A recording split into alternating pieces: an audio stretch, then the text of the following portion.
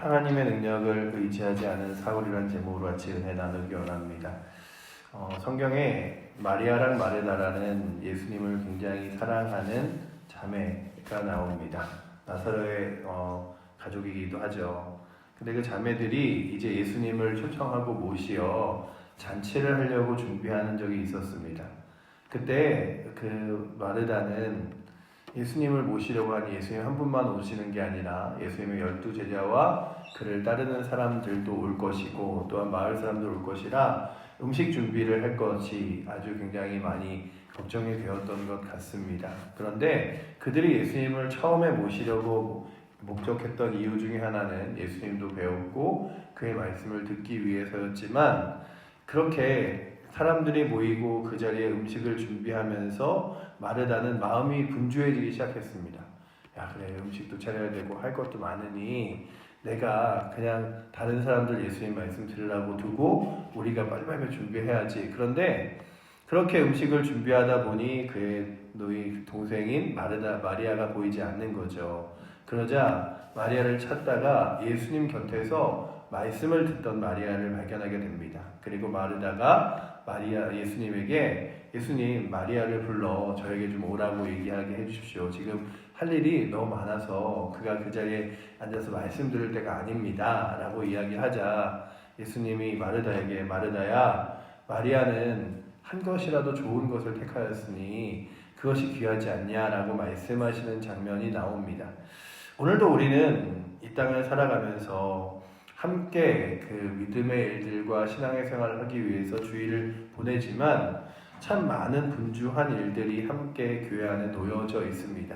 그럴 때에 우리의 마음의 중심이 어디서부터 시작되어야 하고 어디에 가장 중요한 초점을 맞춰야 하는가라고 하는 질문들에 대한 대답을 오늘 본문이 하여 주고 있습니다. 오늘 본문은 사울이 왕이 될 때 사울이 40세의 왕이 되거든요. 그리고 그가 이스라엘을 다스리는데 언제까지 다스리냐 하면 그가 이제 그 뒤에 시간들을 다스리는데 사울 왕이 이스라엘을 다스린 지 한 2년쯤 되었을 때 그가 이제 블레셋 사람들과의 그런 여러 가지 갈등과 문제들 가운데서 우리도 군대를 좀 잘 세워놓고 있어야겠다라는 마음으로 있다가 이제 이스라엘 사람들 3,000명을 택하여서 2,000명은 사울 왕이 그리고 1,000명은 요나단이 이제 각각 그 군사들과 함께 백성을 장막에 모으게 되는데 이 요나단이 그 블레셋 사람들의 수비대를 이렇게 가서 공격을 합니다.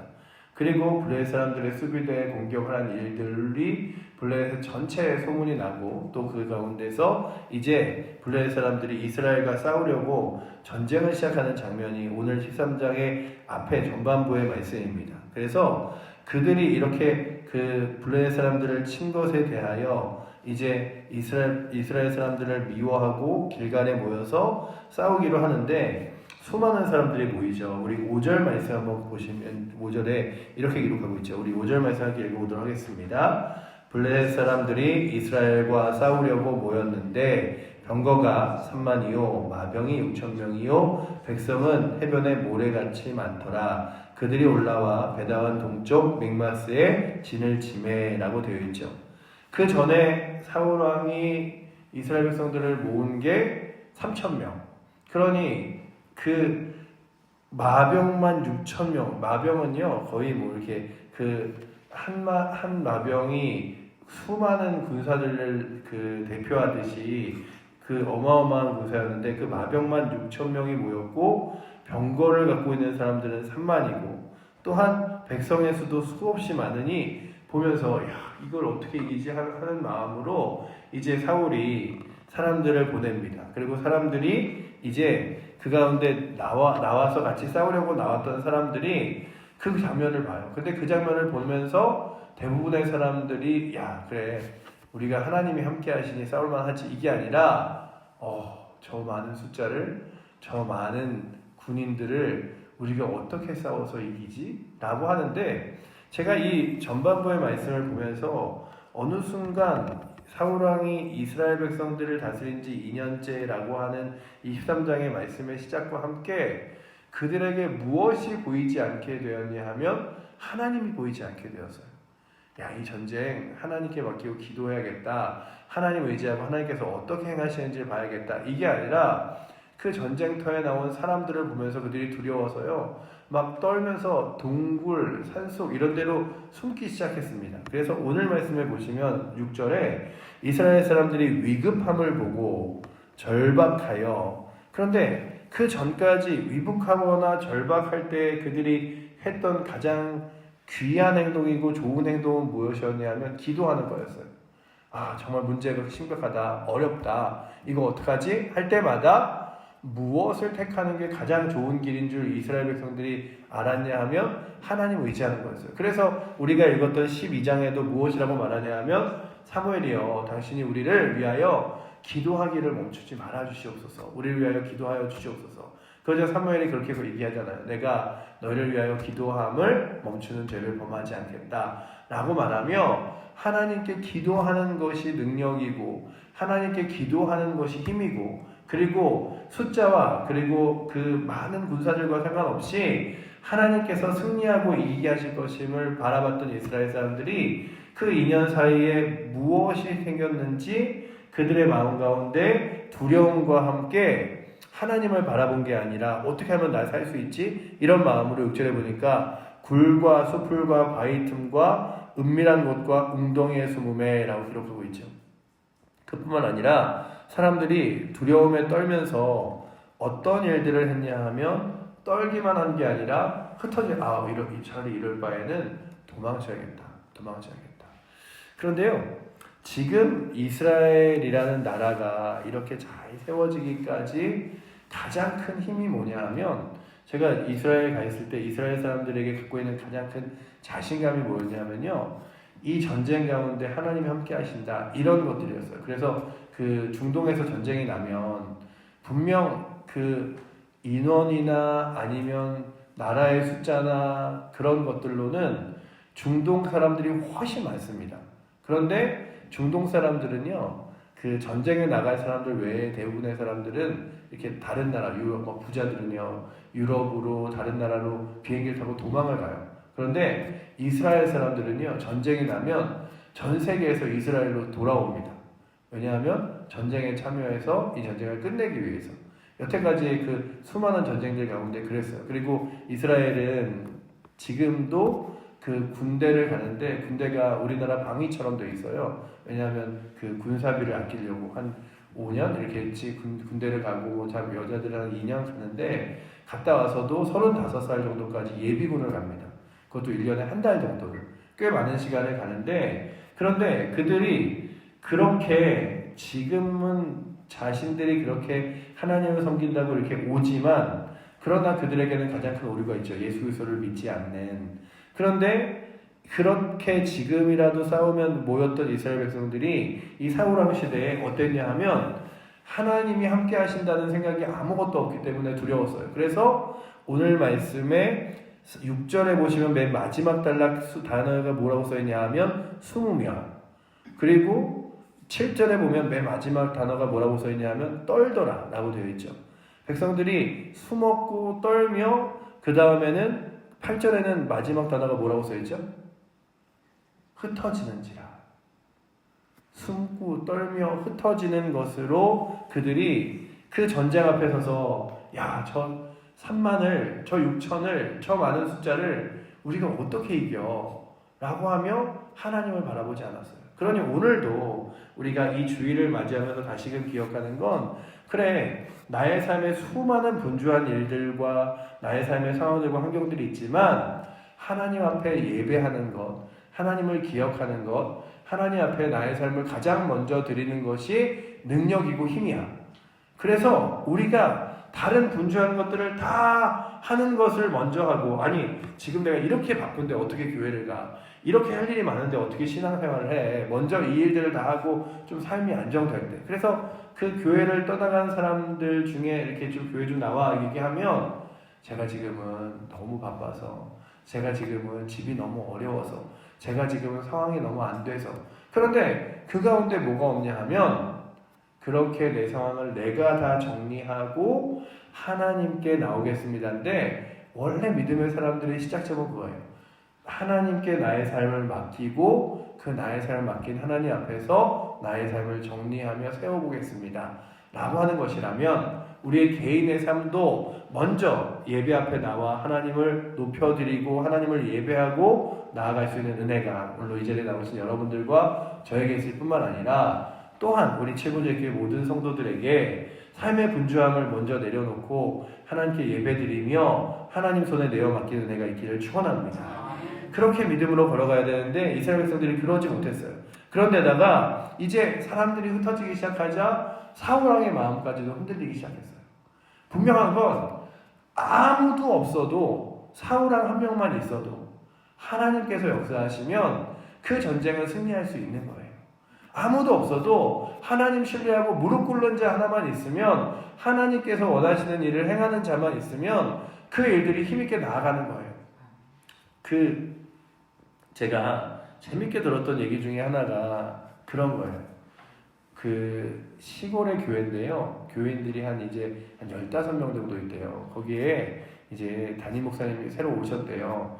근데 담임 목사님이 새로 오셔서 그냥 성도들한테 저는 새벽에 못 나옵니다 이러시더래요. 그리고 아니 새벽에 왜 목사님 못 나오시냐고 그랬더니 아파 일이 있어서 못 나온다고. 그런데 얼마 있다가 봤더니 그 목사님이 새벽에 과일을 띄어서 아침부터 오전에 그 사람들 많이 지나다니는 데서 교회차를 끌고 교회차에다가 과일을 싣고 그 사람들 많이 가는 데서 과일을 이렇게 떠리로 이렇게 차에서 파는 거 있잖아요. 그것처럼 팔고 있더라고요. 그래서 목사님 지금 이 교회차로 그리고 새벽 예배도 안 내고 과일을 띄어서 이렇게 파시면 됩니까? 그랬더니 아니 저도 살기도 해야 되고 그리고 또 이렇게 교회도 재정이 없으니 제가 과일을 팔아서 제 생활도 하고 그리고 교회 재정도 좀 채우면 얼마나 좋지 않냐고. 그런데 그 얘기를 하셨던 분이 뭐라고 얘기하시냐면 그냥 교회에서 새벽에는 교회 두 분이서 그냥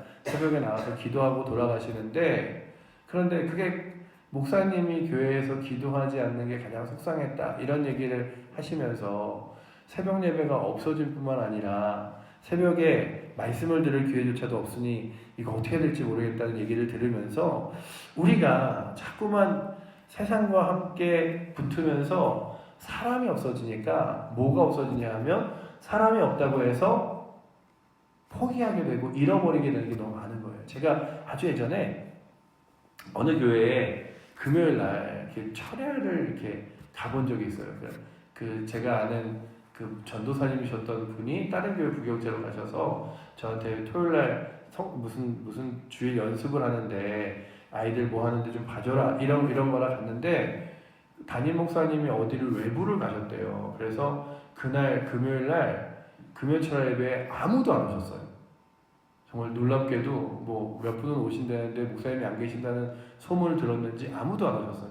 그래서 저는 아무도 안 오셨으면 그 전도사님하고 저라고도 앉아서 예배를 드릴 줄 알았는데 아유 아무도 안 왔으니 그냥 우리도 가자 그리고 문을 닫고 잠그시는데 그 순간 예배를 드리는 대상이 성도들이면 아무도 안 와도 아유 가야죠. 그러나 우리가 예배를 드리는 대상은 성도가 아니에요. 하나님이시지. 그러니 사람의 수가 많고 적음보다 훨씬 더 중요한 건 하나님을 의지하고 신뢰하여 그 앞에 예배하는 자가 얼마나 있는가라고 하는데 사울왕이 무엇을 봤냐 하면 사람들이 도망치는 모습과 이제 더 많은 숫자의 군사들이 사라져가는 모습을 봤는데 얼마나 없어졌냐 하면 3,000명의 사람들이 줄고 줄어 오늘 말씀 15절 마지막에 보니까 600명 가량 남았대요. 그러니 대부분의 사람들이 다 군사들까지 도망을 간 거죠. 그래서 그 순간 사울왕이 더 많이 도망가기 전에 더 많이 없어지기 전에 어떻게든 전쟁을 시작해야 되는데 사무엘은 왜 안 오지? 이러면서 그냥 그러면 예배 드릴 거 갖고 와.